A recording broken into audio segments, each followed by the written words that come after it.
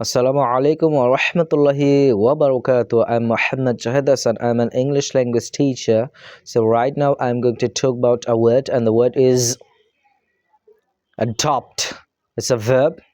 The spelling of this word is A-D-O-P-T. Adopt. Verb forms are adopts, adopted, adopting. So here are some the meaning of this word is dattaq newa ba grohon kora. So right now I'm going to say some sentences using this word. We adopted the production methods. The child has now been legally adopted. He adopted a tragic pose by the window. She was forced to have her baby adopted. All three teens adopted different approaches to the problem.